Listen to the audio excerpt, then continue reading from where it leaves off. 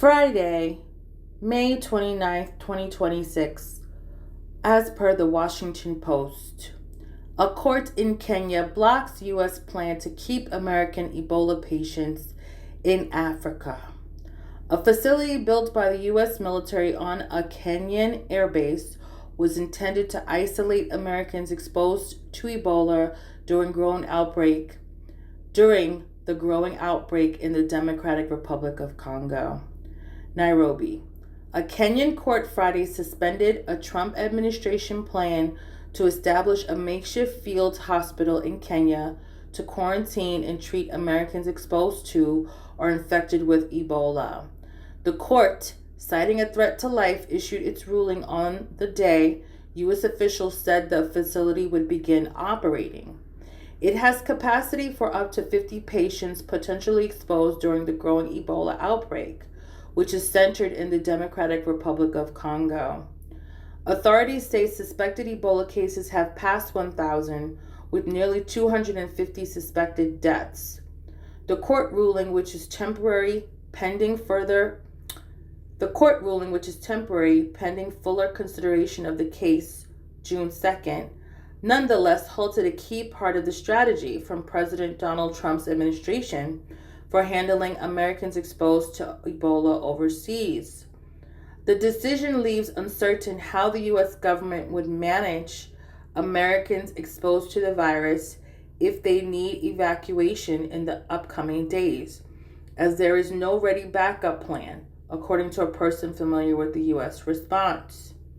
The court ruling also puts added focus on ethical questions related to the administration's apparent unwillingness to let ill or exposed Americans return home for treatment.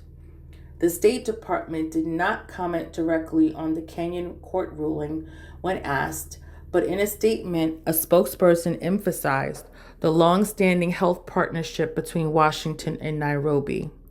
Our joint response to the current Ebola outbreak is a natural extension of our long-standing cooperation, added the spokesperson, who was not named under ground rules set by the State Department, who say the United States has already invested heavily in specialized treatment centers specifically designed to safely care for patients with Ebola and other dangerous infectious diseases.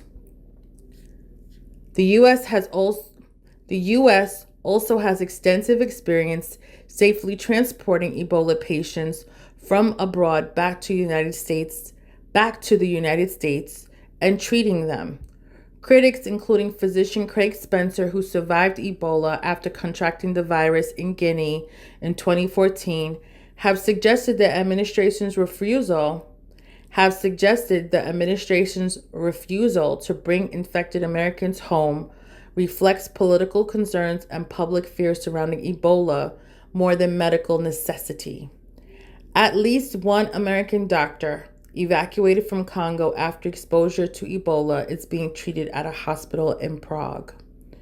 The administration's plan has been to use the field hospital as a first stop for American patients, and then to send serious cases to more advanced hospitals in Europe.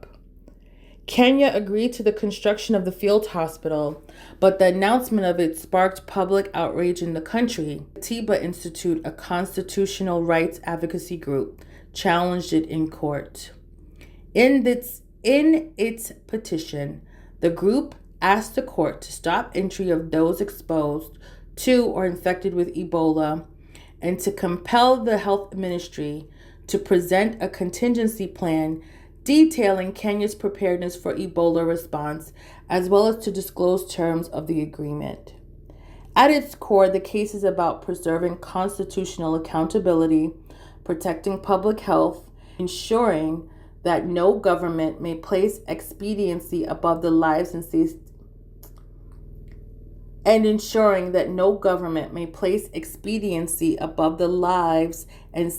of the people of Kenya, the Katiba Institute posted on X. On Friday, a judge ruled that any person from the Ebola-affected regions should not be allowed to enter Kenya, and that the field hospital should not operate until the court hears the case June 2nd.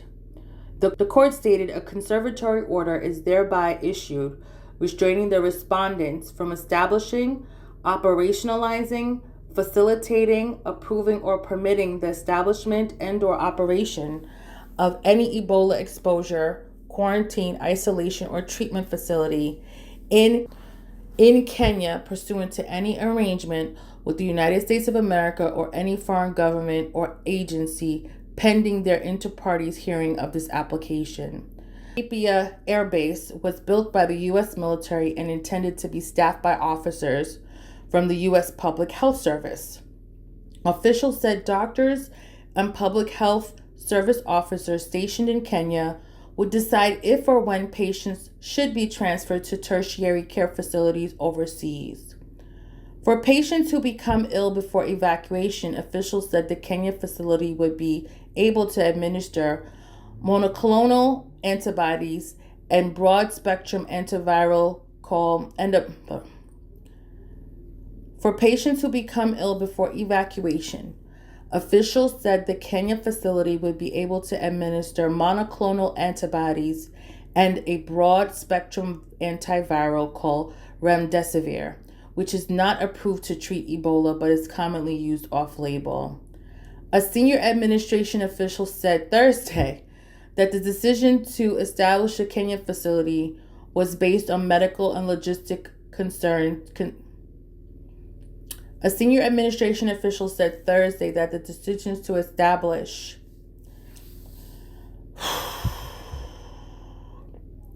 A senior administration official said Thursday that the decision to establish the Kenya facility was based on medical and logistical considerations, not politics. But Jeremy Konyndyk,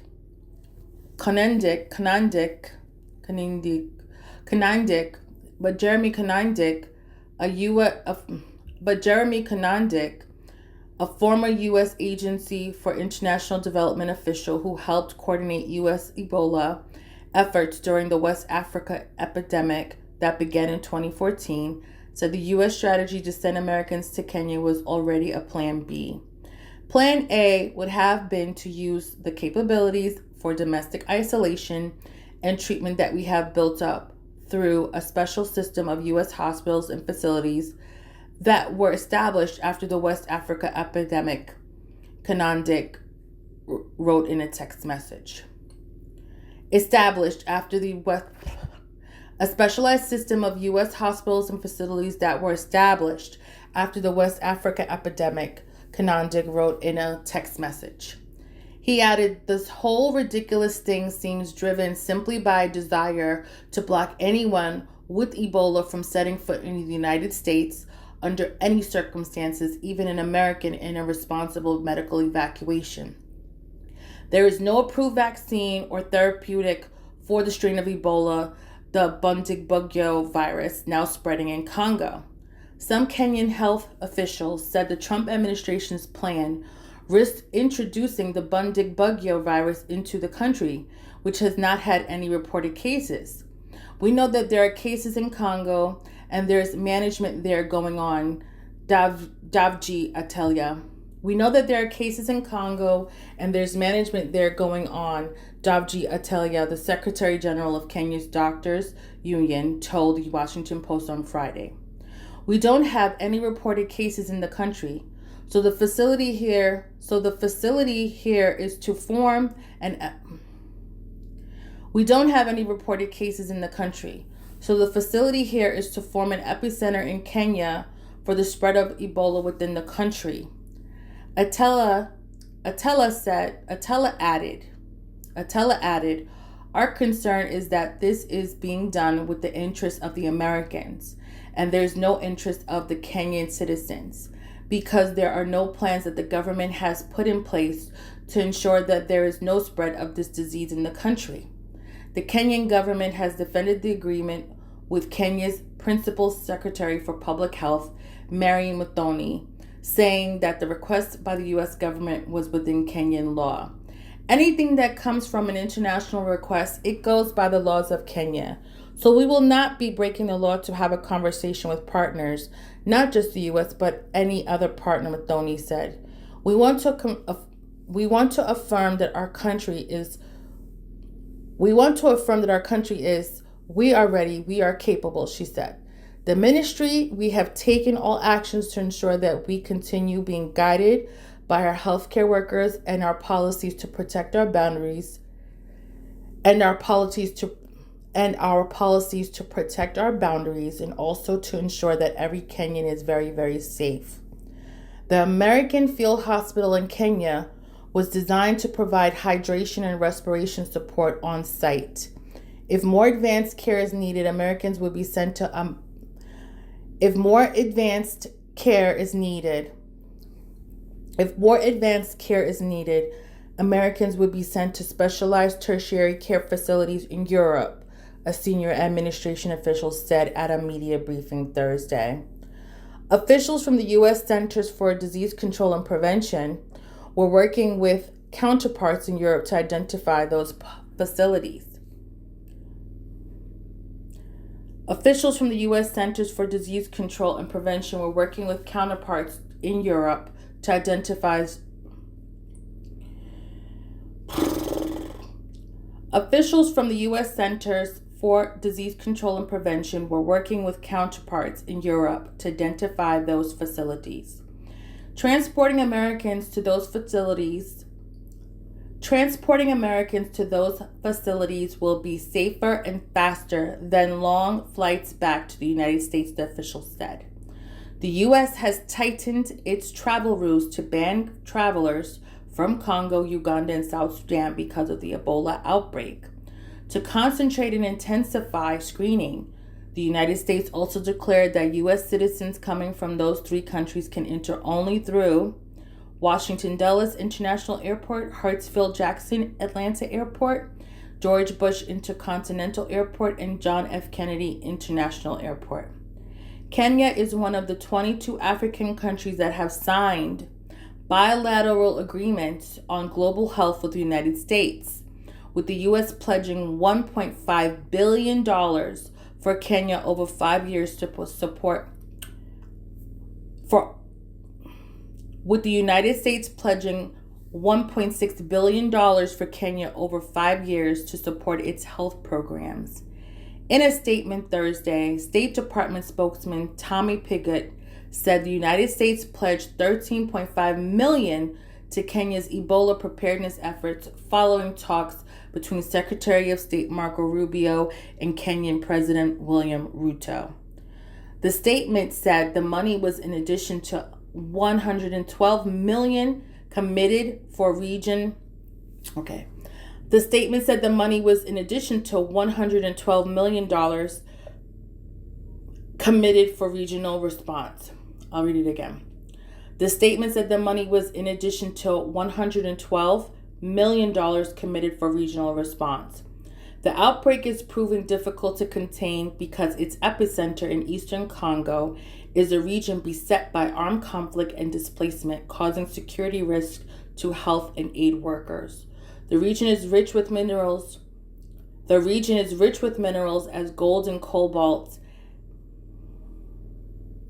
The region is rich with minerals such as gold and cobalt, and the outbreak is believed to have started near a gold mining site in Mongwalu.